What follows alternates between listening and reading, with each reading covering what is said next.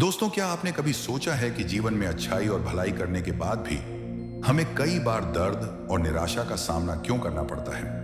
क्यों ऐसा लगता है कि हमारी मेहनत और ईमानदारी का कोई मूल्य नहीं? जीवन की राह में हम सभी ने कभी ना कभी धोखा खाया है, अपनों से उम्मीद लगाई है और निराश हुए हैं। लेकिन क्या इस निराशा में डूब जाना ही हमारी नियति है, या फिर हमें इससे कुछ सीख लेकर अपने जीवन को एक नई दिशा में ले जाना चाहिए? आज मैं आपको एक ऐसी प्रेरणादायक कहानी सुनाने जा रहा हूं जो ना सिर्फ आपके दिल को छू लेगी, बल्कि आपको यह भी सिखाएगी कि भलाई और कर्म के असली मायने क्या हैं। यह कहानी है एक ऐसे व्यक्ति की है जिसने जीवन की हर कठिनाई को सहन किया, दूसरों की मदद की और अंत में एक ऐसी सच्चाई सीखी जिसने उसके जीवन को पूरी तरह बदल दिया। तो दोस्तों, अगर आप अपने जीवन में संघर्षों से जूझ रहे हैं, अगर आप यह समझना चाहते हैं कि भलाई और कर्म का सही अर्थ क्या है, तो यह कहानी आपके लिए है। इसे अंत तक सुने, क्योंकि हो सकता है कि यह कहानी आपके जीवन में भी एक नई रोशनी ला दे। तो चलिए दोस्तों, आज की बौद्ध कहानी को शुरू करते हैं। पर दोस्तों, वीडियो में आगे बढ़ने से पहले यदि आप भी भगवान गौतम बुद्ध के सच्चे भक्त हैं, तो इस वीडियो को लाइक करके कमेंट बॉक्स में नमो बुद्धाय जरूर लिख देना। और दोस्तों, यदि आपने अभी तक हमारे चैनल नरवाल मोटिवेशनल को सब्सक्राइब नहीं किया है, तो चैनल को भी सब्सक्राइब कर लेना, ताकि आने वाली वीडियो सबसे पहले आपको मिल पाए। तो चलिए आज की प्रेरणादायक बौद्ध कहानी को शुरू करते हैं। एक बहुत ही सुंदर और छोटा सा गांव था। उस गांव में राजेश नाम का एक युवक रहता था। उसका भरा पूरा परिवार था। उसके 2 बच्चे थे, उसकी पत्नी थी, लेकिन उसके माता पिता इस दुनिया से चल बसे थे। इसीलिए यह पूरे परिवार की जिम्मेदारी उसी के कंधों पर थी। बच्चे अपनी पढ़ाई करे थे और उसकी पत्नी अपने घर गृहस्थ के कामों के साथ गाय, भैंस, बकरी इत्यादि का दूध बेचकर अपना घर चलाती थी। और राजेश पहाड़ में पत्थर तोड़ने का काम करता था। पत्थर तोड़ना मेहनत भरा काम था।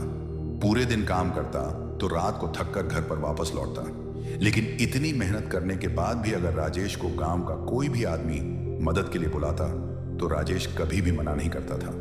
उसके जीवन का एक ही सिद्धांत था, अगर मैं दूसरों की मदद करूंगा तो परमात्मा मेरा साथ देंगे, परमात्मा मेरे साथ कुछ बुरा नहीं होने देंगे। राजेश अपने इस सिद्धांत का पालन बहुत ही कड़ाई से करता था। वह इस सिद्धांत पर इतना विश्वास करता था कि अगर कोई बाहर का आदमी उससे मदद मांग ले, तो वह अपने घर का काम भी अधूरा छोड़कर उस आदमी की मदद करने के लिए पहुंच जाता था, जिसकी वजह से उसकी पत्नी बहुत परेशान रहती थी। वह अक्सर राजेश को समझाने की कोशिश करती थी कि सबसे पहले अपना काम करो, अपने परिवार को देखो। 2 बच्चे हैं हमारे, और फिर भी तुम दूसरों के काम करने में लगे रहते हो। अरे अपने घर को तो संभालो। अपना घर संभल नहीं रहा और दूसरों की मदद करने चले हैं। और जब ऐसी बातें राजेश के कानों में पड़ती, तो उसके हृदय में कांटा चुभने लगता था और उन दोनों पति पत्नी में लड़ाई झगड़ा शुरू हो जाता था। अक्सर उनके लड़ाई झगड़े का यही सबसे बड़ा कारण होता था। लेकिन ना तो राजेश अपने आप को बदल पाया और ना ही उसकी पत्नी ने उसको समझाना कभी बंद किया। इसी वजह से आए दिन उनके घर में क्लैश होता रहता था। जहां तक उस गांव वालों की बात थी, तो वह राजेश के स्वभाव को जानते थे और वह जानबूझकर जो काम आसान भी होता था, जो उनके सामर्थ्य में भी होता था, उस काम के लिए भी वह राजेश को बुलाते थे, ताकि उन्हें कम मेहनत करनी पड़े। कहने का अर्थ यह है कि गांव वाले राजेश इस शिष्टाचार का फायदा उठाते थे, लाभ उठाते थे और सब पीछे से उसका मजाक उड़ाते थे, उसे बेवकूफ कहते थे। ऐसे ही एक दिन राजेश की पत्नी बहुत ज्यादा बीमार पड़ गई। राजेश से जो कुछ भी सेवा हो सकती थी, उसने वह सब अपनी पत्नी के लिए। क्या उसने गांव के वैद्य को बुलाकर अपनी पत्नी की जांच करवाई, लेकिन यह रोग उस वैद्य की पकड़ के बाहर था। इसीलिए उस वैद्य ने कहा कि तुम अपनी पत्नी को नगर में जाकर किसी बड़े वैद्य को दे, तो तुम्हारी पत्नी की जान बच सकती है। जल्द से जल्द नगर पहुंचने की व्यवस्था करो, नहीं तो तुम्हारी पत्नी के प्राण संकट में आ जाएंगे। यह सुनकर राजेश के पैरों तले जमीन निकल गई। उसने यह नहीं सोचा था कि उसकी पत्नी के प्राण संकट में हैं। वह सोच रहा था कि कोई साधारण सा रोग होगा जिसका इलाज हो जाएगा। लेकिन जब उसने वैद्य की यही बात सुनी, तो वह घबरा आ गया। अब पत्नी को नगर तक कैसे लेकर जाए, क्योंकि उसके पास इतना नहीं था कि वह अपनी पत्नी के लिए एक घोड़ा गाड़ी करके उसमें अपनी पत्नी को लिटाकर नगर में ले जा सके। उसकी पत्नी की हालत बिल्कुल चलने की भी नहीं थी, इसलिए उसे नगर पहुंचाने के लिए किसी घोड़ा गाड़ी की जरूरत थी। संयोग से उसके मित्र के पास घोड़ा गाड़ी थी। वह अक्सर व्यापार के लिए अपनी घोड़ा गाड़ी नगर में लेकर जाया करता था। इसीलिए राजेश के मन में विचार आया कि मैं अपने मित्र पड़ोसी से घोड़ा गाड़ी ले सकता हूं। मैंने अपने पड़ोसी के काम को कभी नहीं टाला, तो वह मेरे काम को कभी मना ही नहीं कर सकता। और यही सोचकर वह घोड़ा गाड़ी लेने के लिए अपने पड़ोसी के पास गया। जब राजेश ने उससे घोड़ा गाड़ी के बारे में पूछा तो उसने यह कहकर उसका यह काम टाल दिया कि मेरे घोड़े बहुत ज्यादा बीमार हैं, वह शायद बच भी मुश्किल से पाएंगे। 4 दिनों से वह कुछ नहीं खा रहा है, तो ऐसे में बेचारा घोड़ा गाड़ी लेकर कहां नगर तक पहुंच पाएगा। हाँ, अगर तुम कुछ धन की व्यवस्था कर सकते हो तो मैं अपने एक मित्र की घोड़ा गाड़ी तुम्हारे लिए मंगवा सकता हूं। यह सुनकर राजेश परेशान और चिंतित हो गया, क्योंकि उसके पास धन तो था ही नहीं। इसका मतलब उसकी पत्नी बड़े नगर में वैद्य के पास इलाज के लिए पहुंच ही नहीं पाएगी। उलझन भरे हुए विचार लिए जब राजेश वापस आ रहा था तो उसने एक दिल दहला देने वाला दृश्य देखा। उसने देखा कि घोड़ा बीमार था और कुछ खा भी नहीं रहा था। वहीं घोड़े को गांव का ही एक युवक अस्तबल से खोलकर बाहर ला रहा था और गाड़ी में उसको जोत रहा था। यह देखकर पहले तो राजेश को कुछ समझ में नहीं आया। उसके बाद जब राजेश ने उस युवक से पूछा तो उसने बताया कि घोड़ा गाड़ी उसे किराए पर दी गई है। यह सुनकर राजेश का दिल टूट गया। उसने कभी सपने में भी नहीं सोचा कि उसका सबसे अच्छा मित्र ऐसा कुछ करेगा। फिर राजेश दुखी मन से घर लौट जाता है और गांव के ही एक सेठ के पास जाकर कुछ धन उधार लेकर घोड़ा गाड़ी मंगवा लेता है, जिसके बाद वह अपनी पत्नी को वैद्य के पास नगर में ले जाता है। जब उसकी पत्नी का इलाज चल रहा था तो राजेश यही सोच रहा था कि एक वह दिन था जब मैं अपने पड़ोसी के पास उसके लिए बैठा रहता था, उसकी देख रेख की थी, उसकी सेवा की थी। इतने दिनों तक मैं अपने पड़ोसी की देख रेख किया। कैसा दुर्भाग्य है जिसके लिए मैंने इतना कुछ किया। उसने एक घोड़ा गाड़ी देने से मुझे मना कर दिया, और वह भी तब जब मेरी पत्नी जिंदगी और मौत के साथ खेल रही थी। कुछ देर बाद वैद्य बाहर आकर राजीव को एक बहुत बुरी खबर देता है। वैद्य राजेश को बताते हैं कि उसकी पत्नी को एक ऐसा रोग हो चुका है और जिसका कोई भी इलाज नहीं है। उसके पास कुछ समय ही शेष बचा है।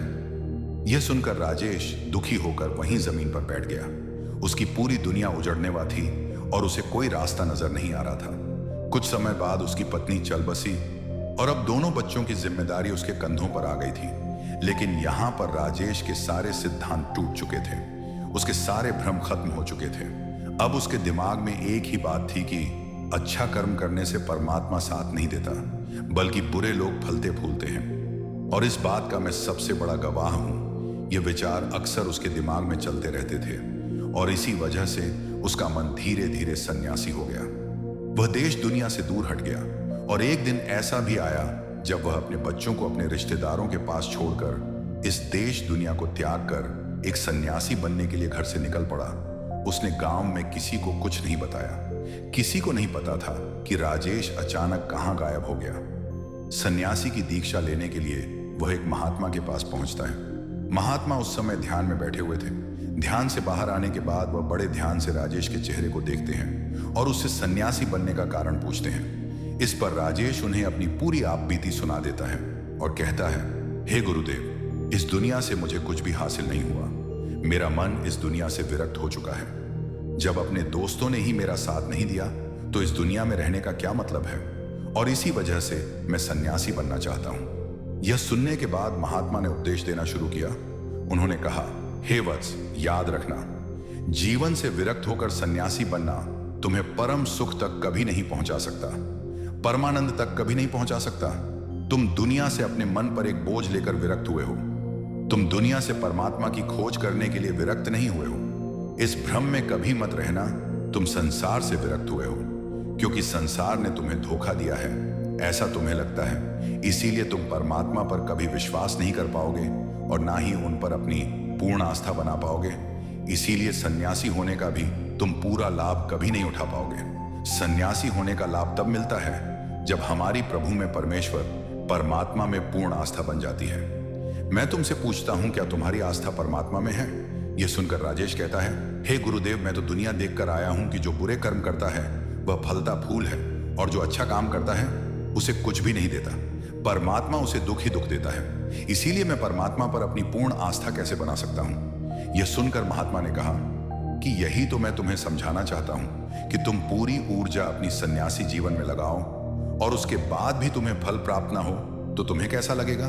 इसीलिए किसी की भी मदद करने के लिए मैं 5 सिद्धांत तुम्हें बताता हूं। ये 5 सिद्धांत समझकर संसार में वापस लौट जाओ और संसार में गृहस्थ जीवन जियो। उसके बाद ही सन्यासी जीवन का उदय होता है। जब हम अपने गृहस्थ जीवन को पूर्ण रूप से समझ लेते हैं और अपनी जिम्मेदारियों का निर्वाह कर देते हैं, यह कहकर महात्मा ने कहना शुरू किया, हे वत्स, जब भी तुम किसी की सहायता करते हो, किसी की मदद करते हो, तो उसमें सबसे पहली बात, सबसे पहला सिद्धांत जो ध्यान में रखने का होता है वह होता है कि किसी की मदद करते वक्त, किसी की सहायता करते वक्त कभी भी उससे उम्मीद मत रखना।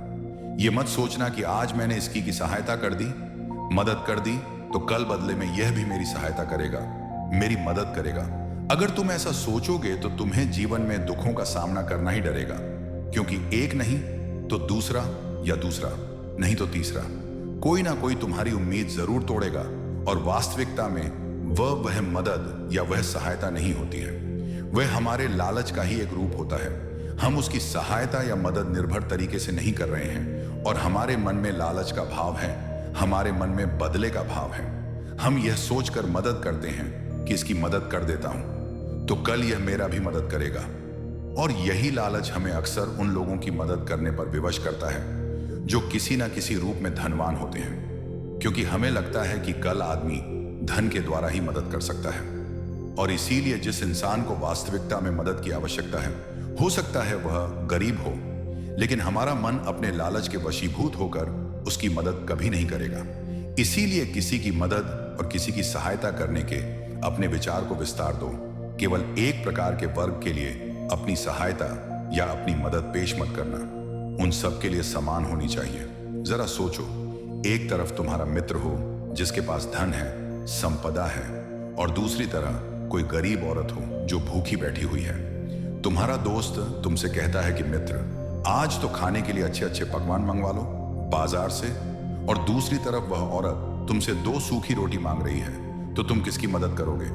कौन मदद का हकदार है? सबसे पहले हमारा कर्तव्य बनता है कि उस औरत की भूख मिटाए, लेकिन अक्सर इंसान ऐसे नहीं सोचता। वह अपने मित्र को तो खिला देगा, उसको तो बाजार से बहुत महंगी वस्तु मांगा के दे देगा, लेकिन किसी गरीब को उसकी भूख मिटाने के लिए पैसा या धन नहीं देगा। दूसरी बात जो ख्याल में रखने की है वह यह है कि सहायता करते वक्त हमारा लालच कभी भी उसके साथ नहीं जुड़ना चाहिए। अक्सर हम जब किसी की मदद करते हैं तो हमारा लालच और हमारा स्वार्थ ही उसके साथ जुड़ा होता है, और हम अपनी भविष्य की योजना तैयार करके उस आदमी की मदद करते हैं। हम यह सोचते हैं कि अगर मैं इसका यह काम करूंगा तो भविष्य में यह आदमी मेरा वह काम पूरा कर देगा, और वह सहायता, वह मदद बिल्कुल भी परमात्मा के द्वार को नहीं खटखटा, क्योंकि वह लालच है। जाहिर है आप अपने आप को धोखा देने के लिए अपने लालच को एक सहायता, एक मदद का रूप दे रहे हैं। तीसरी बात जो ध्यान में रखने की है वह यह कि अपने सामर्थ्य के हिसाब से दूसरे की मदद करो। कभी भी एक गृहस्थ आदमी को किसी की इतनी सहायता नहीं करनी चाहिए जिससे कि उसका परिवार और उसके बच्चे कष्ट में जीवन बिताएं। सबसे पहला फर्ज हमारा अपना परिवार होता है। अपने परिवार को सुखी रखना, उनकी जरूरत पूरी करना, और उसके बाद दूसरों की मदद करना आता है। लेकिन कुछ लोग दूसरों की मदद पहले करते हैं और अपने परिवार को तवज्जो कम देते हैं, जिससे कि परिवार में लड़ाई झगड़े आए, दिन पनपते रहते हैं, और यह सब हम समाज में देखते रहते हैं। अगली बात जो ख्याल में रखने की होती है वह यह कि अपना कर्म, अपनी जिम्मेदारियां पहले निभानी होती हैं। हम अपना कर्म, अपना काम छोड़कर पहले दूसरों की मदद करने के लिए चले जाते हैं, और जब दूसरा बदले में हमारी मदद नहीं करता तो हमारा दिल दुखी हो जाता है। हम सोचते हैं कि मैंने तो अपना काम छोड़कर उस आदमी की मदद की थी और वह आदमी मेरी मदद ही नहीं कर रहा है। इसीलिए अपना कर्म सर्वोपरि है, अपना कर्म सबसे ऊपर है, क्योंकि वही काम करने के लिए इस दुनिया में हमारा जन्म हुआ है। और सबसे आखिर में जो बात समझने की है वह यह कि परमात्मा की मर्जी से ही सब कुछ होता है। हमारा कर्तव्य है अपने कर्म को करते जाना। करनी धरनी तो ऊपर वाले के हाथ में है, इसीलिए जो कुछ भी होता है सब ऊपर वाले पर छोड़ दो। अगर तुम्हें कोई धोखा भी देता है तो यह समझ के चलो कि वह सब ऊपर वाले की करनी होती है। आप तो एक माध्यम हो करवाने वाला, तो वह है, उसके सामने किसकी मर्जी चली है। आज तक जब यह आस्था या विश्वास हमारे मन में पनपने लगता है तो हमारी सारी शिकायतें दूर हो जाती हैं, क्योंकि इस दुनिया में जो भी होता है अच्छे के लिए होता है, जो भी हो रहा है अच्छे के लिए हो रहा है। और जो भी होगा अच्छा ही होगा। चाहे हमारी बुद्धि आज वर्तमान में इस सिद्धांत को ना समझ पाए, लेकिन जीवन में कभी ना कभी किसी ना किसी मोड़ पर आपको जरूर यह एहसास होगा कि जो हुआ था अच्छे के लिए ही हुआ था। इसीलिए सारी शिकायतें दूर कर दो और बस अपना कर्म करते जाओ। अपने गृहस्थ जीवन को पूर्ण रूप से जियो और उसके बाद ही सन्यासी जीवन की नींव होती है। इसके बाद महात्मा ने राजेश को कहा, हे वत्स, वापस अपने गांव लौट जाओ, अपने बच्चों को वापस लेकर आओ, उनका अच्छे से पालन पोषण करो। यह सुनकर राजेश अपने बच्चों के साथ अपने गांव में वापस लौट आया। गांव में किसी को खबर नहीं थी कि राजेश पर गया हुआ था और वह क्या ज्ञान लेकर वह लौटा है। लेकिन अगले दिन सुबह सुबह गांव वालों ने राजेश के चेहरे पर एक अलग ही चमक, एक अलग ही आभा पाई। गौतम बुद्ध कहते हैं, अगर अकेलापन है तो उसे एक वरदान समझो, क्योंकि परमात्मा ने तुम्हें खुद में सुधार लाने का थोड़ा अधिक समय दे दिया है। दोस्तों, आशा है कि आपको वीडियो पसंद आया होगा और नीचे कमेंट में जरूर बताइए। और भी ऐसी वीडियो देखने के लिए अभी चैनल को सब्सक्राइब करें।